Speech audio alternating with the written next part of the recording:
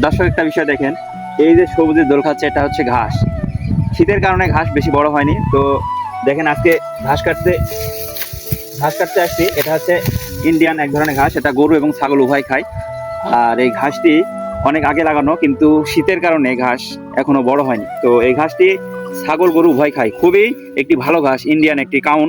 এবং এটা দেখতে পাচ্ছেন পাতাগুলো খুবই রসালো। এটা যদি দেখাই কি রসালো দেখেন, এটা মানুষও খাইতে পারবে, মানে এটা মিষ্টি এবং অনেক খুবই ভালো।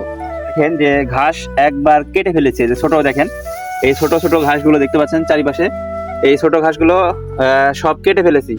তো কেটে ফেলার কারণেই আবারও এই ঘাস আবারও তৈরি হয়েছে, মানে একবার কাটার পরও বারবার হয়, এটা খুবই ভালো। আর এই ঘাসগুলো দেখেন একদম সুন্দর সাইজের এবং কচি ঘাস। এটা আসলে মূলত আমি ছাগল এবং গরু খাওয়ানোর জন্যই এই ঘাস বুনেছিলাম। তো এখন ছোট হোক বড় হোক খাওয়াইতেই হবে। এদিকে পুরাটাই ঘাস লাগাই দিছি। যাই হোক, এদিকে ঘাস লাগাই দিছি পুরাটাই, সে কারণে হচ্ছে আমাদের গরু এবং ছাগলের জন্য ঘাটতি পূরণ করার জন্য এই ঘাসটি হচ্ছে লাগানো হয়েছে। দেখেন যখনই যখনই হলো এই ঘাসটি কাটবো, তারপরে কিন্তু আবার এইভাবেই ঘাস বের হবে। এটাই সত্য কথা।